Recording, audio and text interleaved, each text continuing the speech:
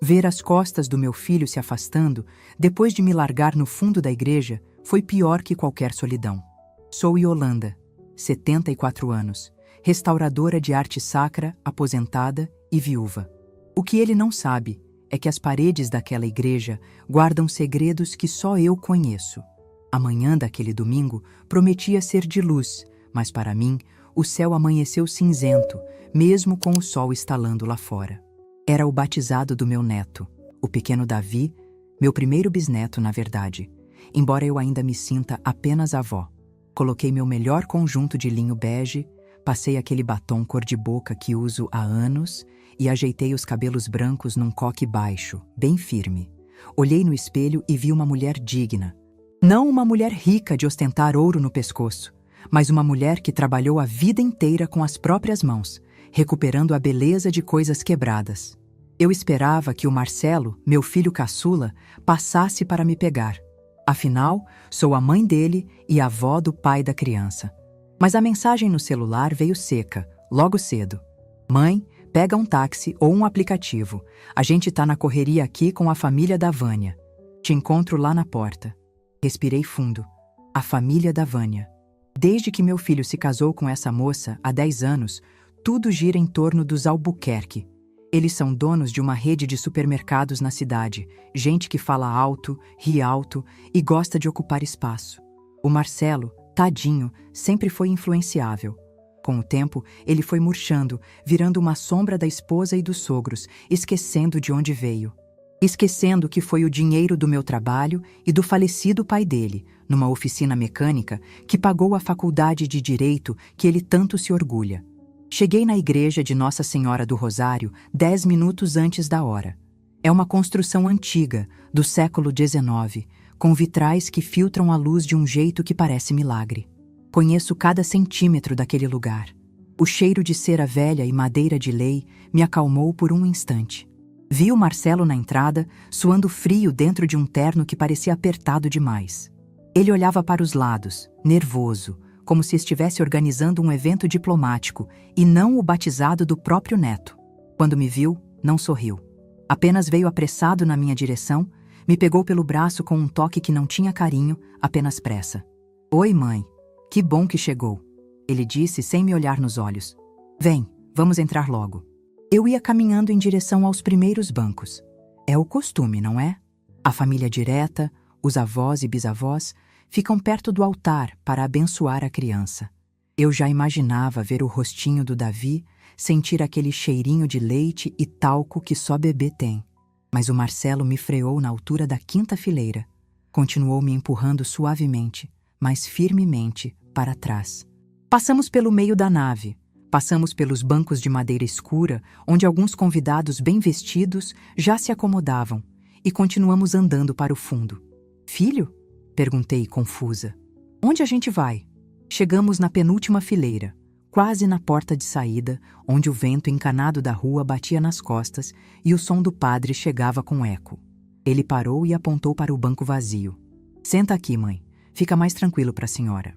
Olhei para a frente. Lá longe, nos 3 primeiros bancos, via-se um mar de chapéus coloridos, ternos de corte italiano e penteados de salão caro. A família Albuquerque em peso. A mãe da Vânia, a tal Dona Glorinha, estava sentada bem no centro, abanando-se com um leque, rindo de algo que o padre dizia. Mas Marcelo... Minha voz falhou. Um nó se formou na minha garganta. "Eu sou a avó. Quero ver meu neto. Por que tão longe?" Foi aí que ele disse. A frase que cortou meu coração como se fosse um bisturi frio, sem anestesia. Ele se abaixou um pouco, com vergonha de falar alto, mas com a crueldade dos fracos. "Mãe, por favor, não complica. Os bancos da frente são para família importante. O pessoal da Vânia, o deputado que é padrinho, os sócios do sogro. Aqui a senhora fica bem, ninguém te incomoda. Família importante." Fiquei estática. Meus pés pareciam ter criado raízes no piso de pedra fria. Eu olhei para o rosto do meu filho, aquele rosto que eu limpei, beijei, curei machucados, paguei estudos, noites em claro velando febre. Para ele, naquele momento, a importância se media pelo saldo bancário e pelo sobrenome que saía na coluna social. Eu, Yolanda, a viúva do mecânico, a artesã que vivia de aposentadoria e aluguéis modestos, não era importante. Eu era um detalhe incômodo que precisava ser escondido no fundo da igreja para não destoar da foto oficial. "Tudo bem, Marcelo", respondi. Minha voz saiu tão baixa que nem sei se ele ouviu. "Vai lá com a sua família importante." Ele deu um suspiro de alívio, como se tivesse se livrado de um peso, virou as costas e sumiu no meio das roupas caras, indo se sentar ao lado da esposa na segunda fileira. Sentei-me naquele banco duro. O frio da porta batia nas minhas pernas, mas o frio que eu sentia por dentro era maior. A cerimônia começou. Eu via tudo como se estivesse assistindo televisão sem som e de longe. O padre erguia a criança, os flashes das câmeras estouravam, as pessoas riam e se abraçavam lá na frente. Eu via apenas as costas deles. Costas cobertas de tecidos finos que escondiam a falta de educação e de alma. Uma lágrima teimosa escorreu pelo meu rosto, mas eu a sequei rapidamente com as costas da mão. Não daria a ninguém o gosto de me ver chorar. Eu sou Yolanda. Eu restaurei a imagem de Santa Bárbara daquela mesma igreja 30 anos atrás, quando um incêndio quase destruiu o altar lateral. Eu passei meses em cima de andaimes, com pincel número 0, refazendo os olhos dos anjos no teto. Ninguém ali sabia disso. Para eles, eu era só uma velhinha qualquer. A humilhação tem um gosto amargo, metálico. Ela faz a gente se sentir pequena, invisível.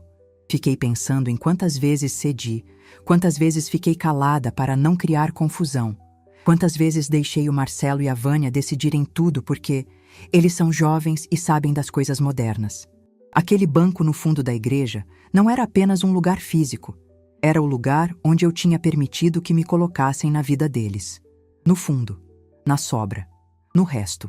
Quando o padre encerrou o batizado e a confusão das fotos começou, vi que formavam uma grande roda no altar. O fotógrafo organizava. Agora os avós. Vi a dona Glorinha e o marido correrem para pegar o bebê. O Marcelo olhou para trás, por cima do ombro, procurando por mim com os olhos lá no fundo da escuridão da entrada. Talvez a consciência tivesse pesado. Talvez ele quisesse que eu fosse lá para tirar uma foto de caridade, para depois postarem na internet com a legenda "Família Unida". Não esperei. Levantei-me com a dignidade que me restava. Ajeitei minha bolsa, ergui a cabeça e saí da igreja sem me despedir de ninguém. O sol lá fora estava forte demais, ferindo meus olhos acostumados com a penumbra e a tristeza. Chamei um carro pelo celular e fui para casa. Meu apartamento parecia maior e mais vazio naquele domingo.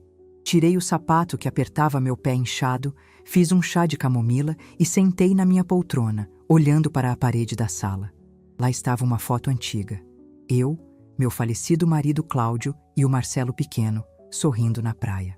Éramos uma família importante ali. Importante uns para os outros. Onde foi que isso se perdeu? Onde foi que o dinheiro dos outros passou a valer mais que o sangue da gente? Chorei. Chorei o choro sentido, aquele que vem do fundo do peito, soluçando como criança. Não era só pelo batizado, era pelo luto de um filho que estava vivo, mas que eu tinha perdido para a vaidade. A noite caiu e eu não atendi o telefone. Vi que o Marcelo ligou 2 vezes. Depois mandou mensagem. "Mãe, você sumiu. A gente ia almoçar na churrascaria." O pessoal perguntou. Mentira. Ninguém perguntou. Se tivessem perguntado, teriam me buscado no banco de trás. Desliguei o aparelho e fui dormir, pedindo a Deus que tirasse aquela mágoa do meu coração, ou que me desse forças para lidar com ela. O dia seguinte, segunda-feira, amanheceu chuvoso. Acordei com o corpo pesado, aquela ressaca moral de quem foi ferida por quem mais amava. Estava passando meu café, o cheiro forte invadindo a cozinha, quando o telefone fixo tocou. Quase ninguém me liga no fixo, só telemarketing ou engano. Deixei tocar 3 vezes. Na quarta, atendi, sem muita paciência. "Alô? Bom dia.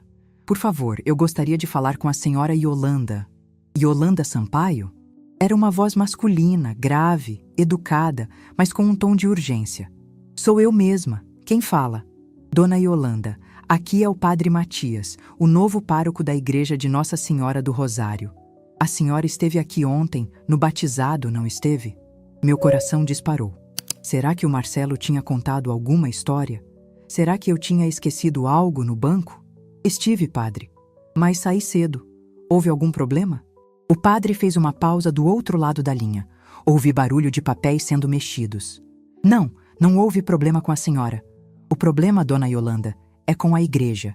E pelo que estou vendo nos registros antigos da diocese que acabei de desenterrar, a solução é a senhora. Franzi a testa segurando a xícara de café com mais força. Eu? Como assim, padre? Eu sou só uma aposentada. Então, a senhora é muito modesta. Eu assumi a paróquia semana passada e estou organizando a grande reforma para o Jubileu de Ouro. A família Albuquerque, os sogros do seu filho, têm feito muita propaganda dizendo que vão patrocinar a obra, que são os grandes benfeitores da comunidade. Senti uma pontada de ironia. Claro que a dona Glorinha ia querer o nome dela numa placa de bronze. Imagino, padre, eles gostam de aparecer. Pois é, mas fui verificar a documentação do tombamento histórico e as cláusulas de manutenção do altar-mor e dos afrescos laterais. Dona Yolanda, a senhora sabe o que dizem os documentos de 1994? Aqueles assinados logo depois do grande incêndio? Minha memória viajou no tempo. 1994. Eu era ativa, forte, o Cláudio ainda era vivo, a igreja tinha ficado em ruínas, a prefeitura queria demolir. Eu lutei como uma leoa. Usei meu conhecimento técnico, formei uma equipe de voluntários e o Cláudio tinha vendido um terreno herdado no interior para comprar o material, porque a igreja não tinha verba. Nós fizemos tudo em silêncio, sem alarde. Era uma promessa que tínhamos feito pela saúde do Marcelo, que tinha tido uma meningite séria naquele ano. Eu me lembro que trabalhamos muito, padre, mas isso faz tempo. Faz tempo, mas o contrato é vitalício. A voz do padre tremeu de leve, uma mistura de respeito e ansiedade. O documento diz que a tutela artística e decisória sobre qualquer intervenção na estrutura interna pertence à restauradora-chefe e benfeitora principal, ou seja, a senhora. E tem mais. Existe uma cláusula de veto de honra. Fiquei em silêncio, absorvendo as palavras. O que isso quer dizer na prática, padre? Perguntei, sentindo um calor diferente subir pela espinha. Não era vergonha. Começava a aparecer com poder. Quer dizer, dona Yolanda, que os Albuquerque trouxeram um arquiteto modernista hoje de manhã. Querem derrubar o altar lateral de madeira de lei, aquele onde a senhora se sentou perto ontem, para colocar vidro e neon. Disseram que é para modernizar. Eles acham que mandam aqui porque o genro deles, seu filho, disse que a família cuidaria de tudo. Mas legalmente, sem a assinatura da senhora, ninguém prega um prego nesta igreja. Respirei fundo. A imagem do meu filho me empurrando para o fundo da igreja voltou à minha mente. Os da frente são para a família importante. O senhor está me dizendo que eles precisam da minha autorização? Da sua autorização, da sua assinatura e da sua bênção técnica. Sem a senhora, a obra é embargada agora mesmo. E tem mais uma coisa. O cardeal vem para o jubileu mês que vem. Ele quer entregar a medalha de guardiã da fé para quem preservou a igreja. Os Albuquerque já encomendaram a roupa para receber a medalha, achando que o dinheiro compra tudo. Mas o nome que está na escritura de preservação é o seu. Sentei-me novamente na poltrona. Olhei para minhas mãos, calejadas de anos de lixa, verniz e trabalho duro. Mãos que ontem foram julgadas inúteis e indignas de aparecer na foto. Padre, minha voz saiu firme, sem nenhum tremor. O senhor disse que eles estão aí agora? Com o arquiteto? Estão. A dona Glorinha está gritando com o sacristão, dizendo que vai mandar arrancar o piso antigo. Um sorriso lento, que eu não dava há muito tempo, começou a se formar no canto da minha boca. Não era um sorriso de vingança. Era um sorriso de justiça. Padre Matias, não deixe eles tocarem em nada. Diga que a detentora da tutela artística está a caminho. E padre? Sim, dona Yolanda? Reserve o primeiro banco. O banco da frente. Porque hoje a família importante vai ter que esperar. Desliguei o telefone. O gosto amargo da humilhação de ontem tinha sumido. Levantei-me e fui até o guarda-roupa. Não peguei o terninho bege discreto. Tirei do fundo do armário um vestido azul marinho, de corte impecável, que eu usava em inaugurações de museus, e um colar de pérolas verdadeiras que foi da minha mãe. Olhei-me no espelho novamente. A velhinha do fundo da igreja tinha ficado no domingo. Quem saía de casa agora era Yolanda Sampaio, a guardiã daquele templo. E eu tinha uma lição de arquitetura e de vida para dar. Enquanto o táxi deslizava pelas ruas molhadas daquela segunda-feira cinzenta, minhas mãos não tremiam. Elas repousavam sobre a pasta de couro gasta que eu resgatei do fundo do meu escritório, aquele quarto da casa que o Marcelo sempre sugeria transformar num quarto de hóspedes, porque, segundo ele, ninguém guarda papel velho hoje em dia. Abri a pasta com cuidado. O cheiro de papel envelhecido e mofo suave subiu. Um perfume que para mim significava ordem e memória. Lá estava ele, o contrato original de 1994, com a assinatura firme do bispo Dom Avelar, falecido há anos, e a minha, Yolanda Sampaio, logo abaixo. E claro, a assinatura tremida, mas orgulhosa, do meu Cláudio. Reli as cláusulas não porque as tivesse esquecido, mas para ter certeza de que não estava sonhando. Cláusula 4. A integridade estética e estrutural do conjunto barroco restaurado fica sob a tutela vitalícia da mestra restauradora. Vitalícia. A palavra parecia brilhar na folha amarelada. Vitalícia significa enquanto houver vida. E eu estava muito viva, apesar do que meu filho e a família da esposa dele pudessem pensar. O motorista do táxi, um rapaz jovem que ouvia um pagode baixinho, me olhou pelo retrovisor. "A senhora está indo para a missa, dona? Segunda-feira é dia de almas, né?" "Não, meu filho", respondi, fechando a pasta com um estalo seco. "Estou indo trabalhar. Hoje é dia de colocar ordem na casa." Quando o carro parou em frente à igreja de Nossa Senhora do Rosário, não desci imediatamente. Fiquei observando através do vidro. Havia 2 carros de luxo estacionados de qualquer jeito na calçada, bloqueando a rampa de acesso para cadeirantes. Reconheci a caminhonete prateada do sogro do Marcelo e o carro esportivo vermelho que a Vânia usava para ir à academia. Eles agiam como se fossem donos da calçada, donos da cidade. Paguei a corrida e dispensei o troco. "Compre um café", disse ao motorista. Ajustei o blazer azul marinho, sentindo o peso reconfortante do colar de pérolas no pescoço. Não entrei pela porta principal. Dei a volta pelo jardim lateral, onde ficava a entrada da sacristia. Eu tinha as chaves. Sempre tive. Ninguém nunca me pediu de volta, e eu nunca ofereci. A fechadura estava um pouco emperrada, mas cedeu com o jeito certo, aquele jeitinho que só quem conhece as manhas das coisas antigas possui. Entrei na penumbra da sacristia. O cheiro de incenso queimado se misturava agora com algo estranho.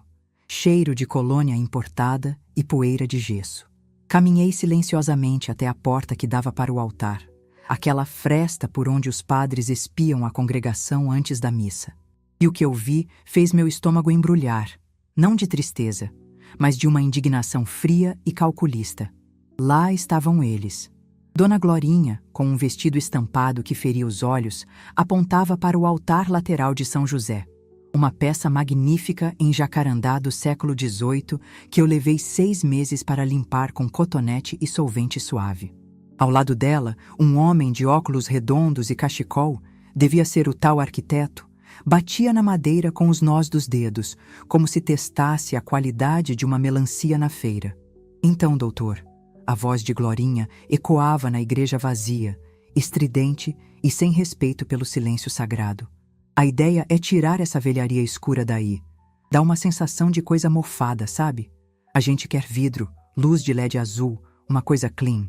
O Marcelo disse que a gente pode fazer o que quiser, que o padre novo não apita nada." "É perfeitamente possível", respondeu o arquiteto com aquele tom de superioridade de quem acha que inventou a roda. "A gente remove esses painéis, coloca um drywall com textura, iluminação indireta. Vai ficar um luxo. Instagramável, como dizem." Meu filho, o Marcelo, estava logo atrás, digitando no celular, alheio ao crime que planejavam contra o patrimônio. Vânia, minha nora, tirava selfies fazendo biquinho, usando o púlpito sagrado como cenário. "Amor", Vânia chamou o Marcelo. "Vê se o meu pai já transferiu o dinheiro para o início da obra. A mãe quer começar a quebrar isso aqui amanhã." "Já vou ver, Vânia." Calma, Marcelo respondeu, sem tirar os olhos da tela. Encostei-me na parede fria da sacristia, sentindo o coração bater num ritmo compassado. Eles chamavam de velharia escura o que era história. Chamavam de mofado o que era sagrado.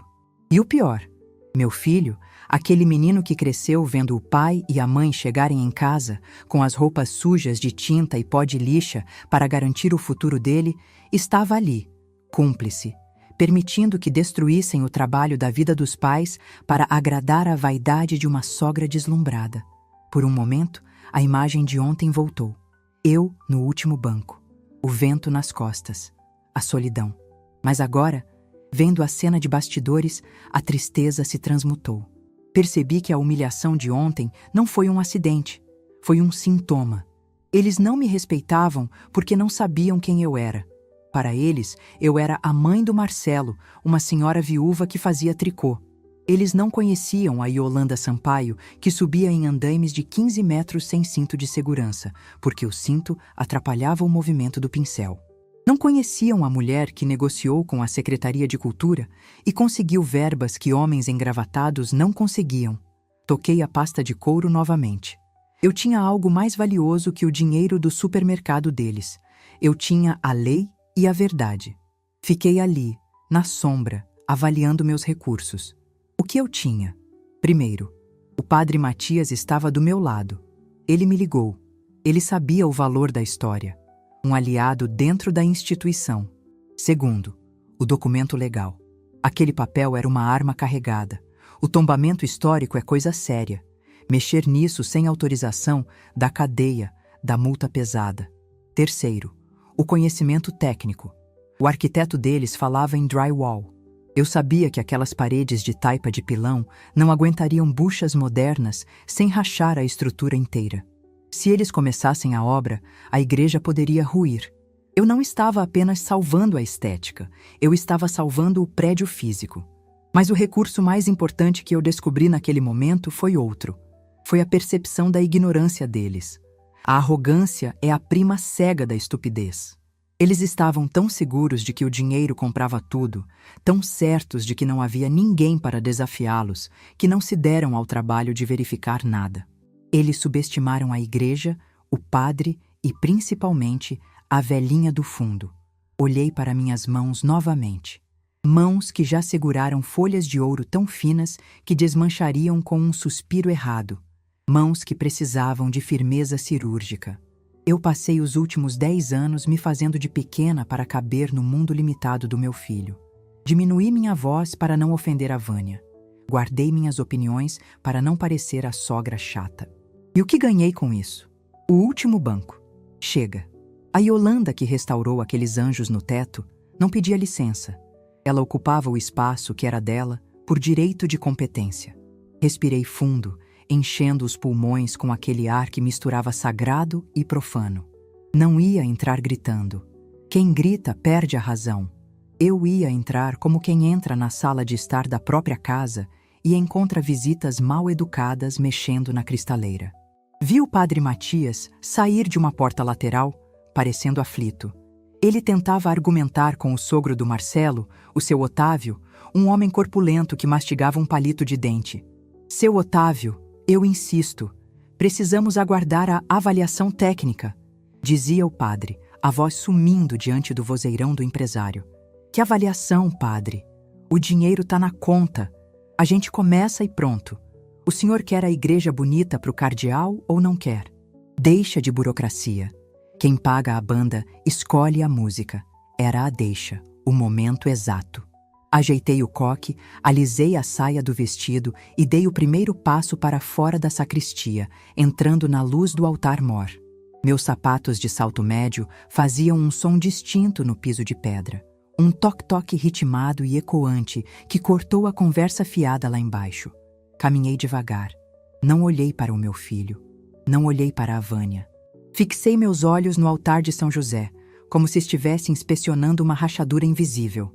O som dos meus passos fez com que todos se virassem. O silêncio caiu pesado sobre o grupo. Vi a confusão no rosto da dona Glorinha. Ela deve ter pensado: o que essa velha está fazendo aqui na segunda-feira? Vi o choque no rosto do Marcelo. Ele ficou pálido, o celular quase escorregando da mão. Mãe? Ele sussurrou, a voz falhando no eco da nave. Continuei andando.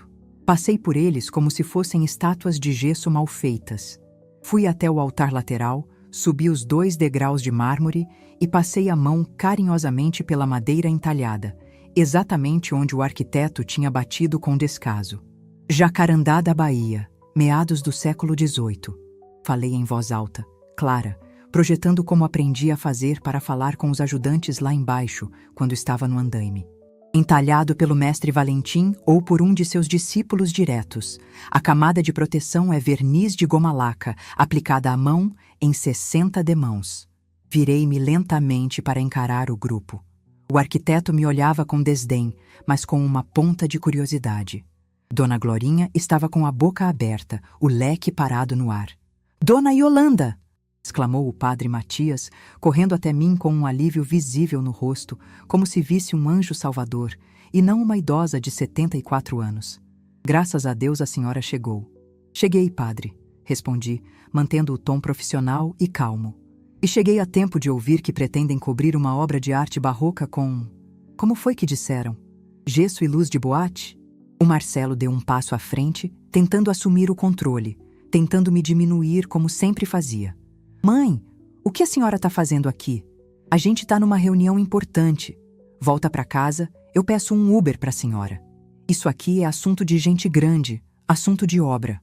Olhei para ele. Realmente olhei. Vi o medo nos olhos dele. Medo de que eu o envergonhasse na frente dos sogros ricos. Medo de que a mãe, simples, falasse bobagem. Sorri. Um sorriso fino, educado, mas cortante. Você tem razão, Marcelo. É assunto de obra, e é por isso que eu estou aqui. Caminhei até o centro, ficando entre o padre e a família Albuquerque. Coloquei a pasta de couro sobre a mesa de comunhão, com um movimento deliberado e pesado. Porque nesta igreja, meu filho, quem decide o que é obra e o que é vandalismo sou eu. Dona Glorinha soltou uma risada nervosa, aguda e desagradável. Ai, Marcelo, sua mãe está gagá? Tadinha! Acha que manda na igreja? Padre, tira ela daqui, vai! Estamos perdendo tempo. O arquiteto cobra por hora. O arquiteto cruzou os braços, sorrindo com deboche. Minha senhora, com todo respeito à sua idade, estamos falando de modernização. Conceitos que talvez a senhora não entenda. Abri a pasta. O som do fecho metálico ecoou como um tiro de advertência.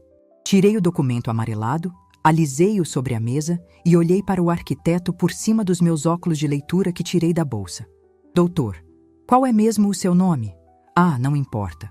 O senhor falou em conceitos. Pois bem, vamos falar de um conceito chamado crime contra o patrimônio histórico. Apontei para o parágrafo 3º. Padre Matias, o senhor poderia ler para esses senhores, por favor? Em voz alta. Especialmente a parte sobre o poder de veto. O padre pegou o papel, as mãos tremendo levemente de emoção, e começou a ler. Enquanto as palavras jurídicas enchiam o ar, vi a cor sumir do rosto do sogro do Marcelo. Vi o sorriso da dona Glorinha murchar e se transformar numa carranca de ódio. E vi meu filho, o advogado, reconhecer a validade legal daquele papel à distância. Eu não precisava gritar. Eu não precisava brigar por um lugar no banco da frente. O banco da frente agora era onde eu estivesse de pé. Enquanto o padre lia tutela artística e decisória vitalícia, cruzei as mãos na frente do corpo e esperei. A guerra tinha começado, e pela primeira vez em anos eu não era a vítima, eu era a comandante. E eles estavam prestes a descobrir que demolir minha paciência era muito mais perigoso do que demolir uma parede. O silêncio que se seguiu à leitura do padre Matias foi pesado, denso como a poeira de séculos que repousava sobre os santos nos nichos altos. Ninguém ousou falar imediatamente. O som da voz do padre, proclamando meus direitos sobre aquele lugar, ainda ecoava nas paredes de pedra, misturando-se ao cheiro de cera e ao perfume enjoativo da dona Glorinha. Eu não sorri. Não cruzei os braços em triunfo. Apenas mantive minhas mãos apoiadas sobre a mesa de comunhão, sentindo a frieza do mármore sob meus dedos, ancorando-me na realidade. Observei o seu Otávio, o sogro do meu filho. O homem parecia ter engolido um caroço de azeitona inteiro. O rosto vermelho, suado, alternava o olhar entre o papel na mão do padre e o meu rosto sereno. Ele estava acostumado a comprar terrenos, subornar fiscais, derrubar casas velhas para erguer prédios espelhados. Mas ali, diante de um documento canônico e de uma senhora de 74 anos, o dinheiro dele não tinha voz. Isso é algum tipo de piada? Otávio finalmente gaguejou, a voz grossa perdendo a força. Padre, o senhor tá de conluio com essa senhora? Eu doei 10 mil reais semana passada para a paróquia. O padre Matias, que até então parecia um menino assustado, endireitou a batina. Ter a lei do seu lado faz maravilhas pela postura de um homem. Senhor Otávio, a doação foi generosa e será usada nas obras sociais, mas o patrimônio histórico não está à venda. O documento é legítimo, reconhecido em cartório e na Cúria Metropolitana. Foi a vez de Dona Glorinha se manifestar. Ela abanou o leque com furor, fazendo voar os cabelos laqueados. Ah, faça-me o favor, guinchou ela, virando-se para o meu filho. Marcelo! Você é advogado ou é um espantalho? Faça alguma coisa. Sua mãe está delirando, achando que é dona da igreja. Explica para ela que o mundo mudou, que a gente tem pressa. Marcelo estava pálido. Ele olhava para o documento sobre a mesa como se fosse uma bomba prestes a explodir. Ele conhecia aquela assinatura. Ele sabia que o bispo Dom Avelar não assinava papel de pão. Meu filho engoliu em seco e se aproximou de mim, mas não com a arrogância de quem me empurrou para o fundo da igreja no dia anterior. Agora, ele vinha pisando em ovos. Mãe, começou ele num sussurro tenso. A senhora sabe que esse papel é antigo. As leis mudam. A gente não precisa levar isso a ferro e fogo. O Otávio e a Glorinha só querem ajudar. Vamos conversar lá fora? A senhora tá nervosa, deve ser a pressão alta. Olhei para ele. Fixei meus olhos nos dele até que ele desviasse o olhar. Minha pressão está ótima, Marcelo. 12/8. Melhor do que a sua consciência, imagino. Minha voz saiu calma, sem tremores. E não vamos conversar lá fora. O assunto é a igreja. E a igreja é aqui dentro. Virei as costas para ele. Não por desamor, mas por necessidade. Se eu cedesse 1 milímetro, eles passariam com um trator por cima de mim. Caminhei em direção ao arquiteto. Aquele rapaz de cachecol que olhava para tudo com um ar de tédio superior. Ele estava com uma trena laser na mão, apontando para a parede lateral onde ficava o afresco de Santa Cecília, coberto por uma camada de tinta branca provisória que aplicamos anos atrás para proteger da umidade até que houvesse verba para o restauro completo. Doutor, chamei, atraindo a atenção dele. O senhor disse que ia colocar drywall e iluminação embutida aqui, certo? Ele me olhou de cima a baixo, com aquele sorriso de quem explica física quântica para uma criança. Exatamente, minha senhora. É uma solução limpa, rápida. Cria um distanciamento da parede original, permitindo a passagem da fiação sem quebrar nada. É o que há de mais moderno. Balancei a cabeça devagar, fingindo concordar. Interessante. Muito moderno. E me diga, doutor, como o senhor pretende fixar a estrutura de metal do drywall? Com o poder da mente ou vai usar parafusos e buchas? Ele bufou, impaciente. Com buchas, é claro? Furos superficiais, nada que comprometa a estrutura. Furos superficiais, repeti a palavra saboreando-a. O senhor sabe do que é feita essa parede? Alvenaria antiga, tijolo maciço. Soltei uma risada baixa, seca. Caminhei até a parede e dei 2 batidas com o nó dos dedos. O som foi abafado, terroso. Errado. Isso aqui é taipa de pilão, doutor. Terra batida, cascalho e óleo de baleia, compactados em 1760. Se o senhor meter uma furadeira de impacto aqui para colocar uma bucha de expansão, a vibração vai criar microfissuras que vão subir até o teto. Sabe o que acontece com a abóbada lá em cima quando a base treme? Apontei para o teto, onde os anjos que eu restaurei olhavam para baixo. Ela racha. E se rachar, aquele anjo de 200 quilos cai na cabeça de quem estiver rezando no primeiro banco. Talvez na cabeça da família importante. O arquiteto franziu a testa, visivelmente incomodado. A segurança dele vacilou. Ele guardou a trena no bolso. A senhora está exagerando. A taipa é resistente. A taipa é resistente à compressão, não à vibração e perfuração pontual. Rebati imediatamente, usando o tom técnico que usei em dezenas de laudos periciais. Além disso, essa parede respira. Se o senhor colocar o gesso na frente, vai criar uma estufa. A umidade que sobe do solo vai ficar presa. Em 6 meses, o senhor terá uma cultura de fungos negros atrás desse seu painel clean. O cheiro vai ser insuportável. E a parede vai começar a esfarelar como paçoca. O silêncio voltou a reinar, mas agora era diferente. Não era mais o silêncio do choque, era o silêncio da dúvida. Vi o seu Otávio olhar para o arquiteto, esperando uma resposta à altura, uma refutação brilhante. Mas o rapaz apenas ajeitou os óculos, nervoso. Bem, existem tratamentos de impermeabilização que podemos aplicar antes. Ele tentou, sem convicção. Impermeabilizar taipa?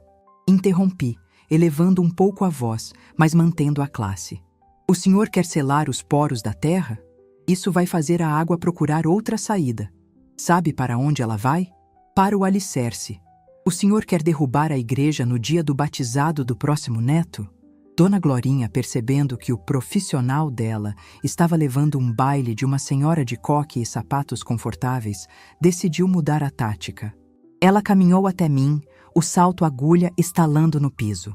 O sorriso dela era doce como veneno. Dona Yolanda, querida.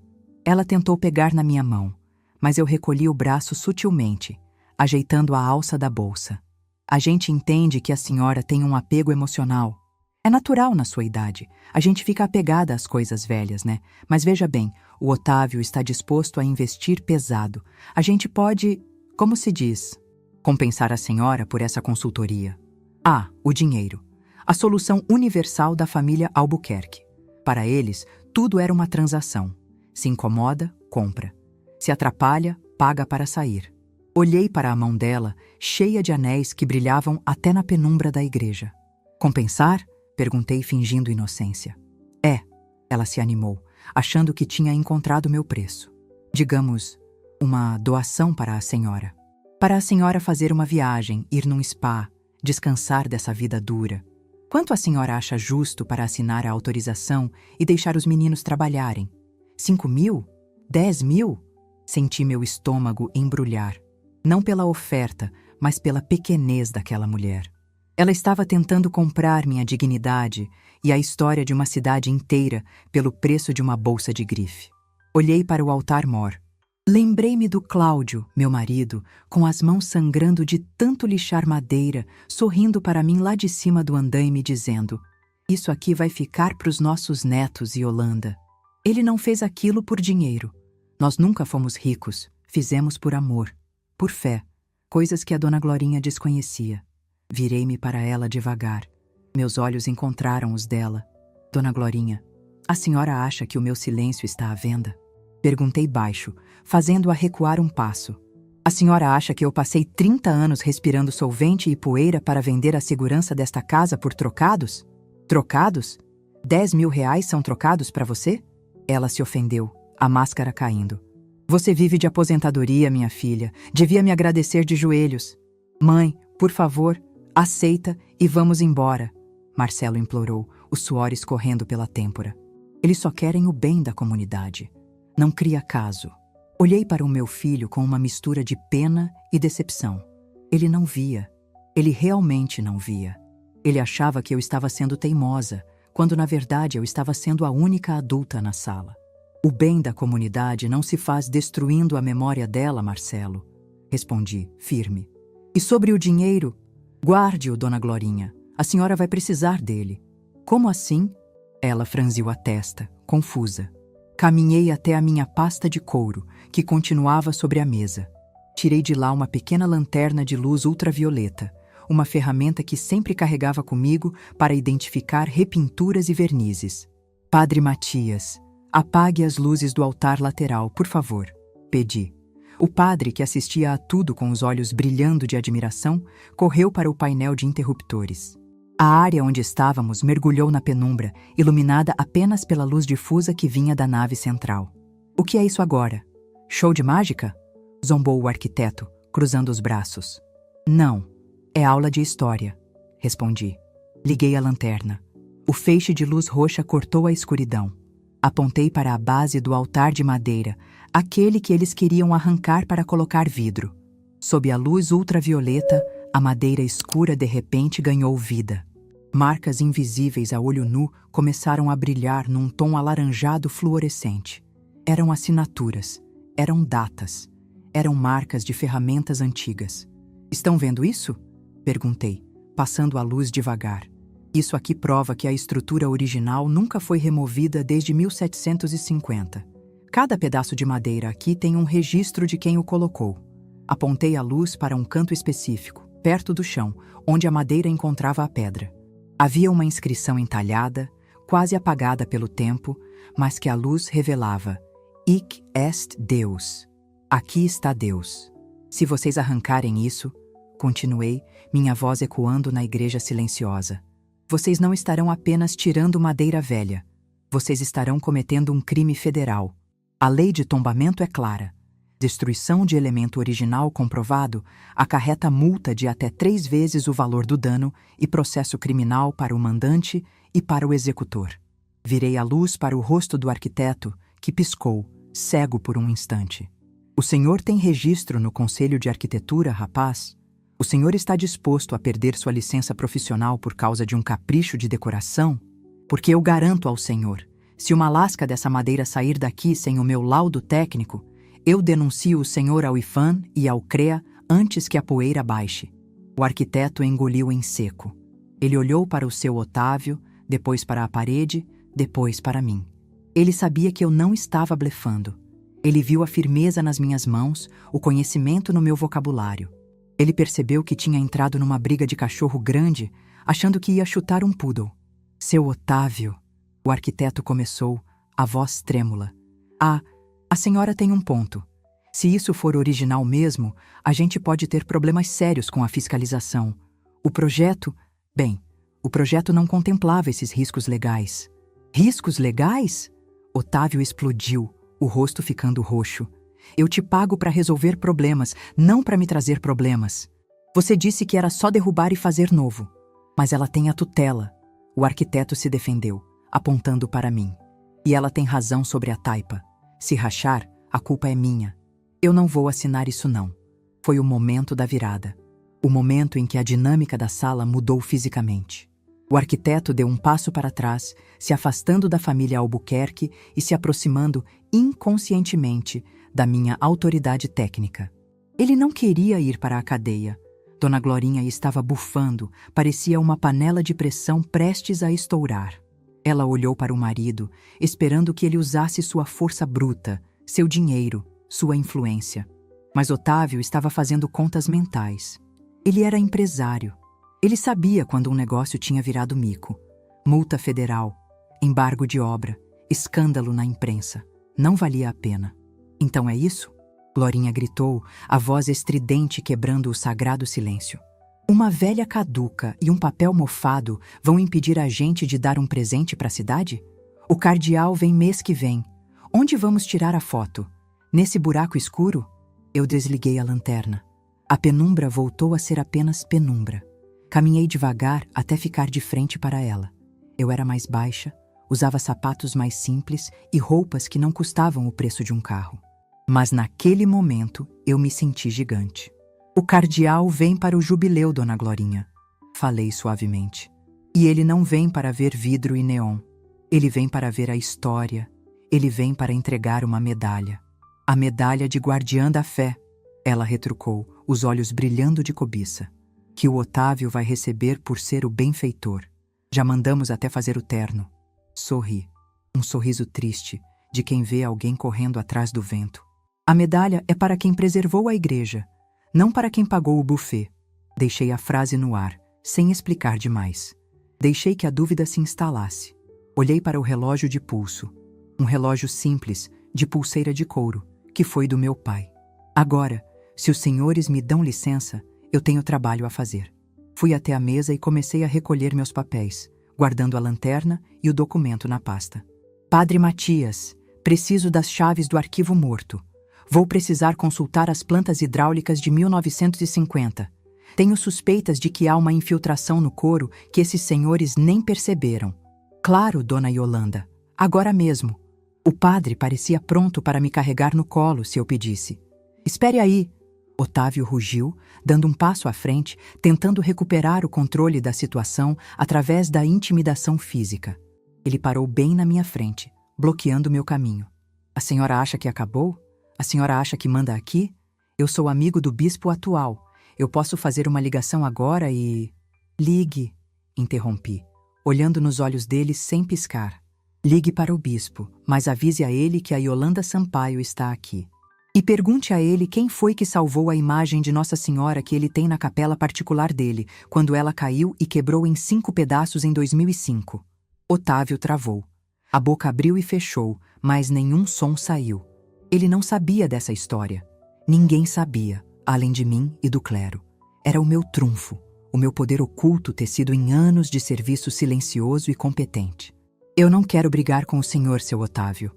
Continuei, baixando o tom para algo quase confidencial. O senhor quer aparecer bem na foto com o cardeal, não quer? Quer que a família seja elogiada?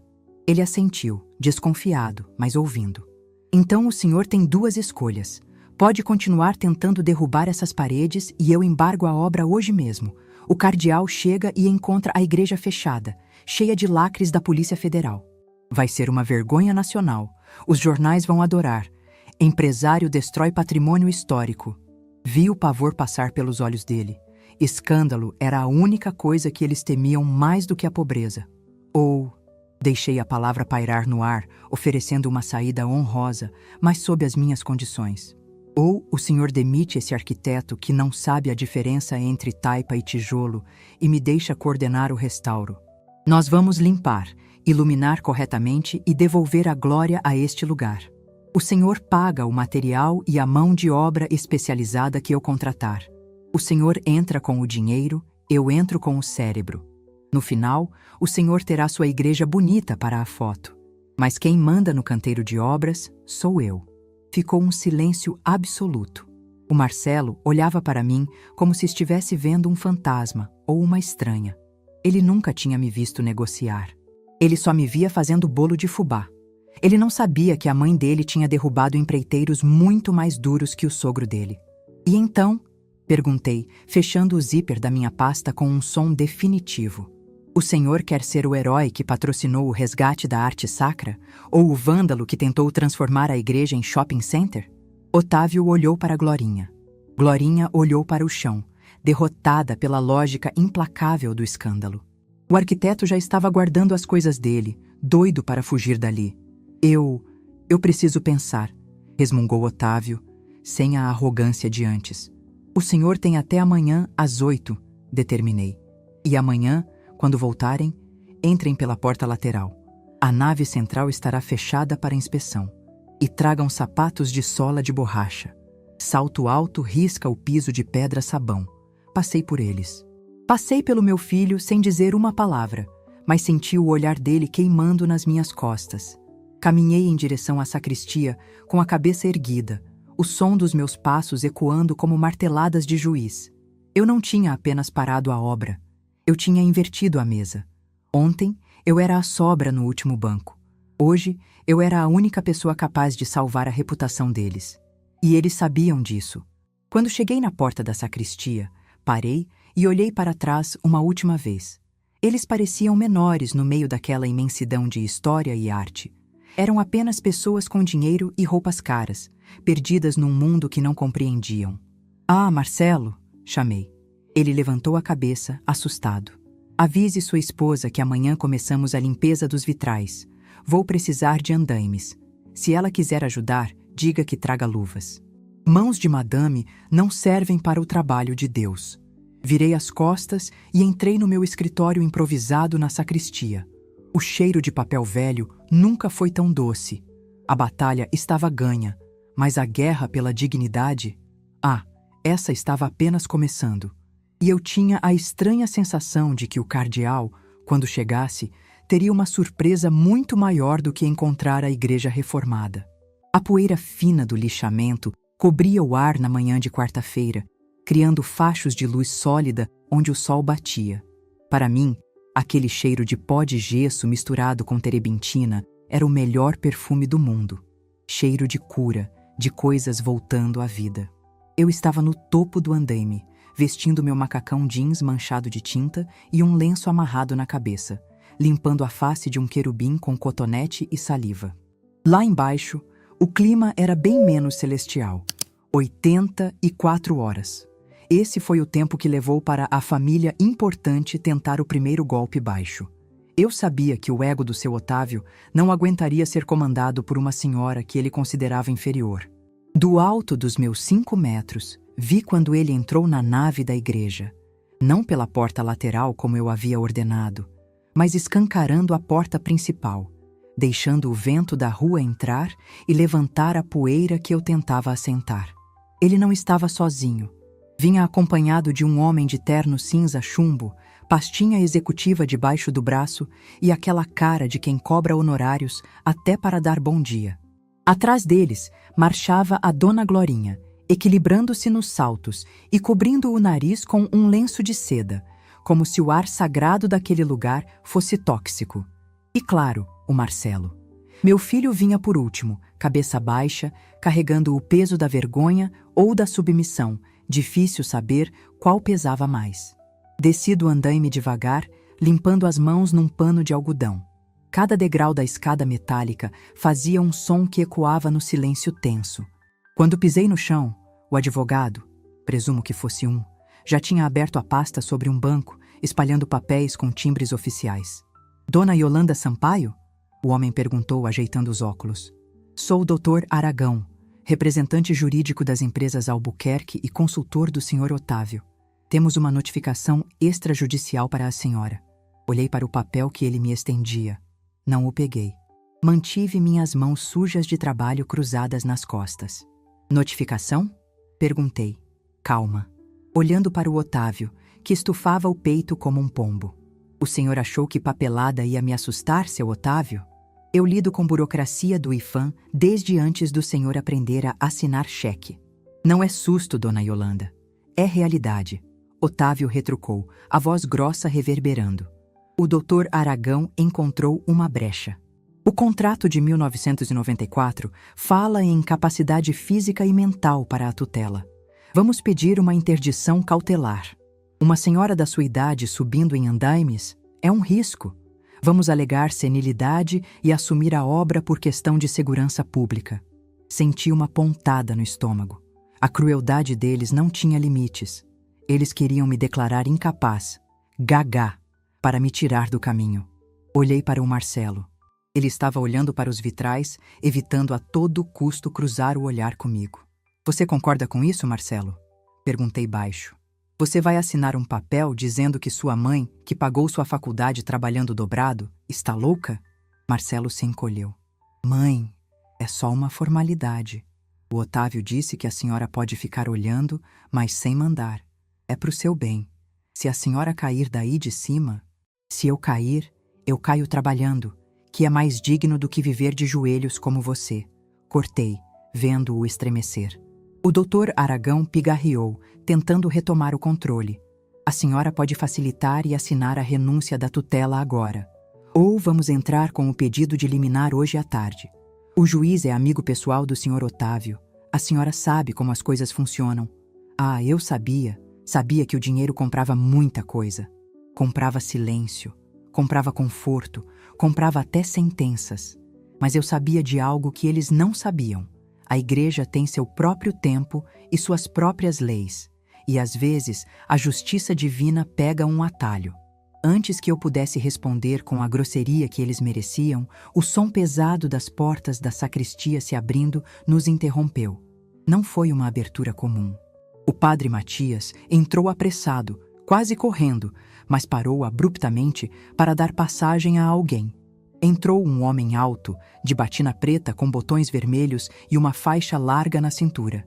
O solidéu roxo na cabeça denunciava sua patente. Era o Monsenhor Anselmo, secretário direto do cardeal e homem de confiança da Nunciatura Apostólica. Atrás dele, 2 assistentes carregavam caixas de veludo. O silêncio que caiu na igreja foi absoluto. Até a poeira pareceu parar no ar. Otávio, que se achava o dono da cidade, sabia reconhecer poder quando o via. E a Igreja Católica, com seus 2000 anos de história, tem um peso que nenhuma rede de supermercados consegue imitar. O advogado fechou a pasta num reflexo rápido. Glorinha baixou o lenço. Marcelo finalmente olhou para a frente, de boca aberta. O Monsenhor caminhou pelo corredor central. Ele não olhou para o Otávio. Não olhou para o advogado. Seus olhos varreram o ambiente até encontrarem a mim, pequena, suja de pó branco e vestida como um operário. Maestra. Yolanda. A voz dele trovejou, abrindo os braços num sorriso genuíno.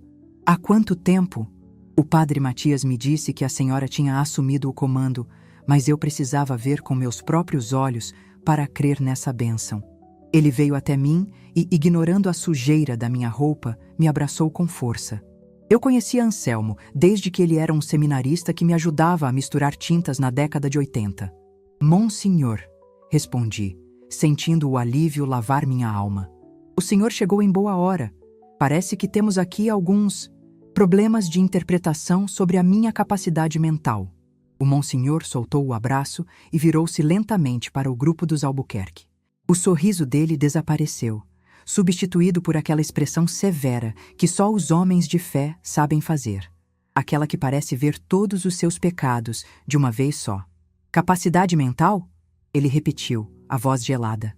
Quem questiona a lucidez da maior especialista em barroco mineiro desta diocese? Otávio deu um passo à frente, tentando usar sua tática de intimidação, mas parecia minúsculo diante da autoridade eclesiástica. Excelência, sou Otávio Albuquerque, o benfeitor, o patrocinador da reforma. Estamos preocupados com a segurança da obra. A dona Yolanda já tem certa idade. O Monsenhor ergueu uma mão, pedindo silêncio. O gesto foi tão imperioso que Otávio calou-se no meio da frase. Senhor Albuquerque, o dinheiro é bem-vindo, mas não compra a competência.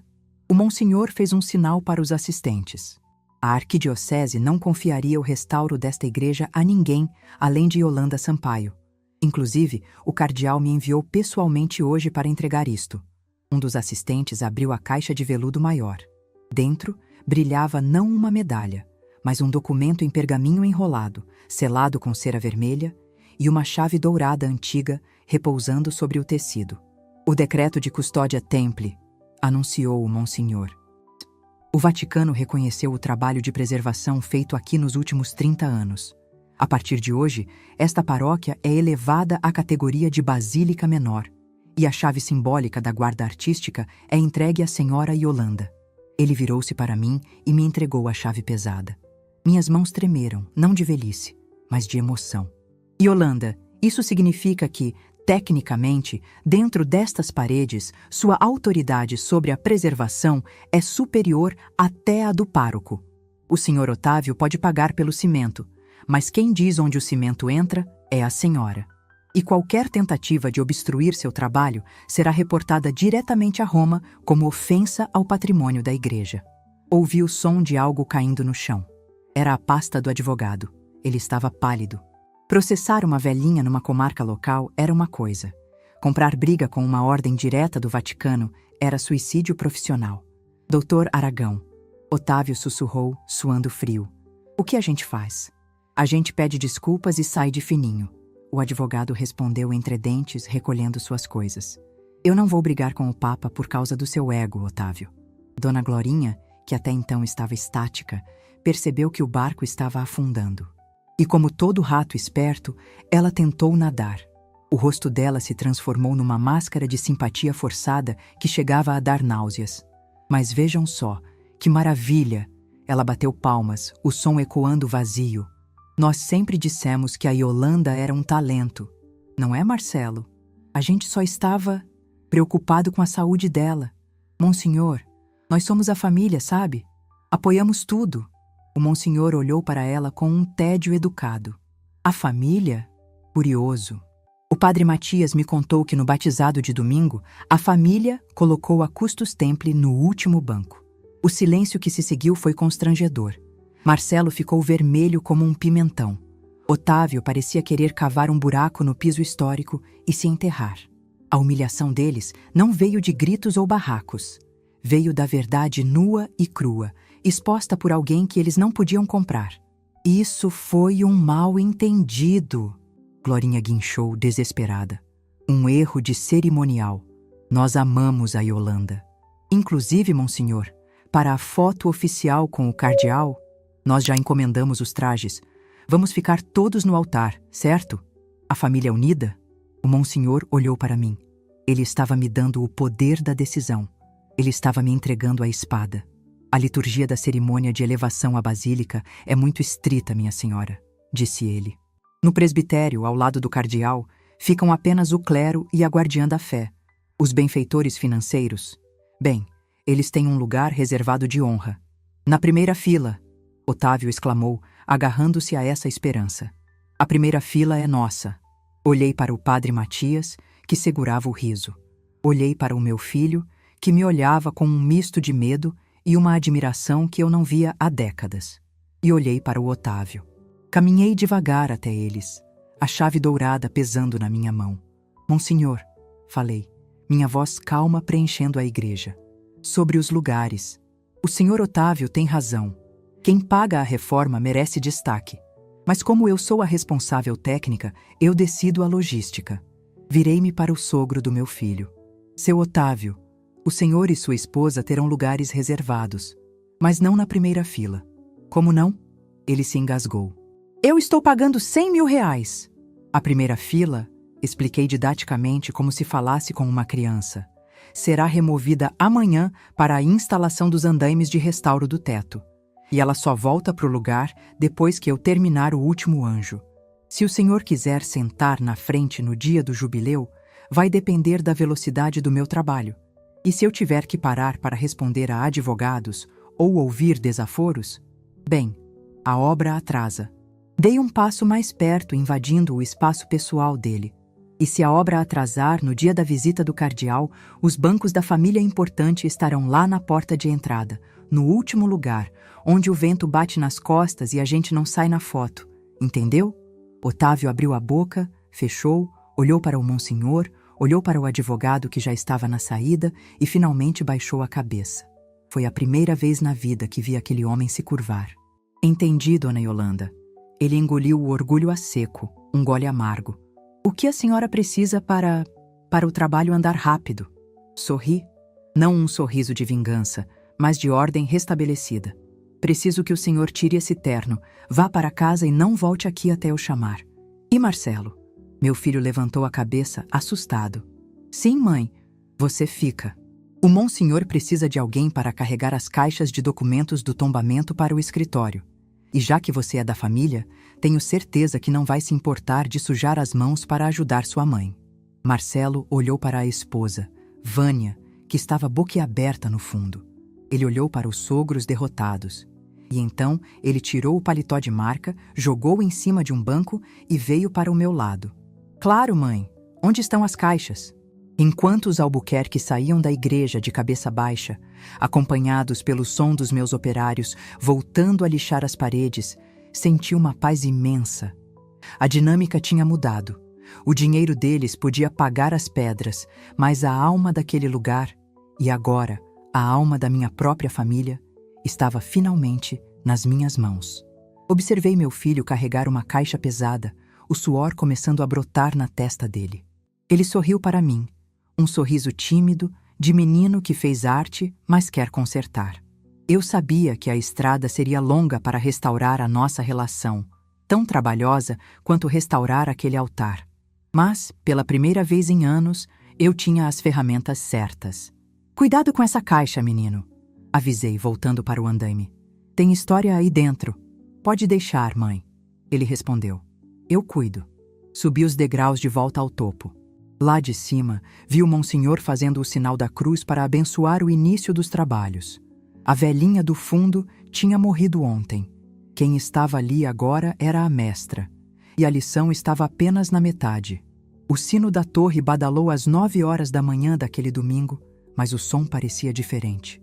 Não era aquele toque rouco e cansado de antes. O bronze, que nós limpamos com ácido cítrico e pólimos até brilhar, cantava agora com uma voz límpida, anunciando a toda a cidade que o dia do jubileu de ouro tinha chegado. Eu estava na sacristia, terminando de ajeitar a gola do meu vestido. Não o azul marinho da briga, nem o bege da humilhação. Hoje eu vestia branco, um linho puríssimo, presente do Marcelo, que dizia combinar com a minha nova patente de guardiã. Olhei-me no espelho antigo. As olheiras de 30 dias de trabalho intenso estavam lá, mas meus olhos brilhavam mais que o verniz do altar. O último mês tinha sido uma maratona. Poeira, andaimes, cheiro de cera, dores nas juntas que eu escondia com remédio e teimosia. Mas a igreja estava viva. A porta da sacristia se abriu devagar. Não entrou nenhum empresário gritando, nem arquiteto arrogante. Entrou o Marcelo. Meu filho estava mais magro. As mãos, antes macias de quem só segurava a caneta, agora tinham alguns arranhões cicatrizando e as unhas curtas. Ele passou as últimas 4 semanas carregando entulho, lixando bancos e aprendendo que a história pesa. "Mãe?" ele chamou, com um tom de reverência que eu não ouvia desde que ele era criança e me via consertar os brinquedos dele. O cardeal já chegou. O carro parou na porta principal. "O povo todo está esperando a senhora para começar o cortejo de entrada." Virei-me para ele. Ajeitei a gravata do terno dele, um hábito de mãe que a gente nunca perde. "Estou pronta, meu filho. E a sua esposa? E os seus sogros?" Marcelo deu um sorriso meio torto, mas sincero. "Estão lá, sentados onde a senhora mandou. E, mãe, o Otávio está usando tênis preto de sola de borracha, como a senhora exigiu." A Vânia reclamou, mas foi de sapatilha. "Ninguém quer riscar o seu piso." Dei uma risada leve. "O piso não é meu, Marcelo, é de Deus. Eu só sou a zeladora. Vamos?" Saímos da sacristia. O corredor lateral dava acesso direto ao presbitério, à parte alta do altar. Quando pisei no tapete vermelho, um murmúrio percorreu a igreja lotada. O cheiro de lírios frescos se misturava ao aroma da madeira antiga que finalmente podia respirar. Olhei para a nave central. Estava lotada. Gente da comunidade, gente da prefeitura, fiéis que eu não via há anos. E lá, na primeira fila, no banco de honra dos benfeitores, estava a família Albuquerque. Dona Glorinha estava comportada, com um chapéu discreto, as mãos cruzadas sobre a bolsa, sem o leque frenético. Seu Otávio, o homem que quis derrubar paredes com furadeira, olhava para o teto. Mas ele não olhava com tédio. Ele olhava para os anjos que eu restaurei, para as folhas de ouro que brilhavam sob a luz dos novos refletores. Instalados, claro, sem furar a taipa, usando suportes de tensão que eu desenhei. Vi o queixo dele cair levemente. Pela primeira vez, ele entendia onde tinha colocado o dinheiro dele. Não era numa reforma, era num milagre. O órgão tubulou as primeiras notas do hino de entrada.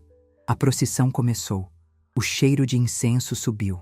O cardeal, um homem alto de cabelos prateados e sorriso bondoso, entrou abençoando o povo. Atrás dele vinha o Monsenhor Anselmo e o padre Matias, que chorava de emoção feito criança. E ao lado do cardeal caminhava eu. Não no fundo, não escondida, mas à frente, guiando o pastor até a casa que eu preparei. Quando passamos pela primeira fila, vi a Vânia cutucar o Marcelo, que tinha ido se sentar ao lado dela. Pensei que fosse para fazer alguma fofoca, mas vi os lábios dela dizerem: "Sua mãe está linda." O Marcelo assentiu, com os olhos marejados, estufando o peito. Aquele orgulho que ele sentia dos sogros ricos tinha mudado de endereço. Agora, o orgulho era da mãe que tinha as mãos calejadas. Subimos ao altar. A cerimônia foi longa e bonita, cheia de latim e cânticos. Mas o momento que todos esperavam, e que a dona Glorinha temia, chegou no final. O cardeal tomou a palavra. "Irmãos e irmãs", a voz dele ecoava perfeita na acústica recuperada.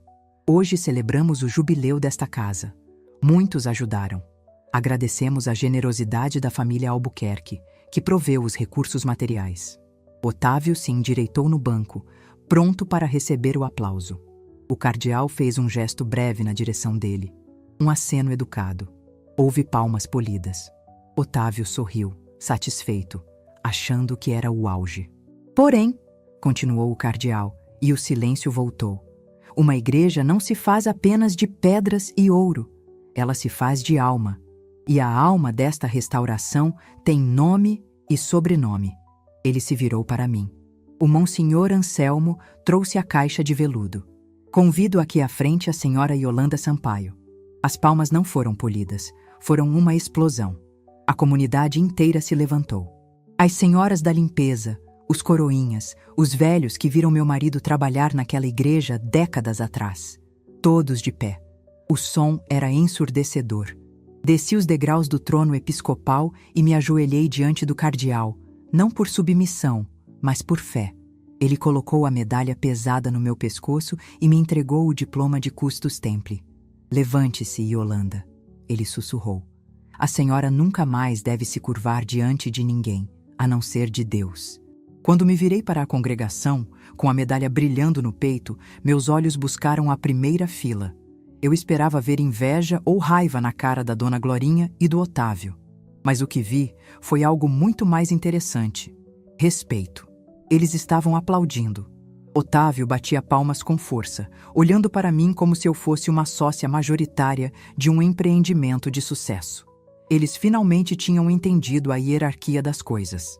O dinheiro é importante, sim, mas o talento e a história são soberanos. A missa acabou. A banda começou a tocar no pátio, onde haveria o almoço festivo. Mas antes, a famosa foto oficial. O fotógrafo da diocese organizou tudo no altar-mor. O cardeal no centro, os padres ao lado. Agora, a família benfeitora e a guardiã, chamou o fotógrafo.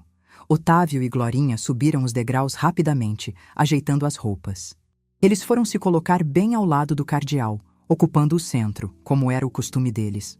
O Marcelo e a Vânia iam se colocar nas pontas. Eu fiquei parada no meu lugar, observando. O cardeal pigarreou. Com licença, senhor Otávio. Ele tocou suavemente no braço do empresário. O protocolo do Vaticano para estas fotos é rígido. Ao meu lado direito fica a autoridade técnica da Basílica. Otávio ficou vermelho, mas não discutiu. Ele deu um passo para o lado, abrindo o espaço de honra. Dona Yolanda, por favor, disse o cardeal, estendendo a mão para mim. Caminhei até o centro.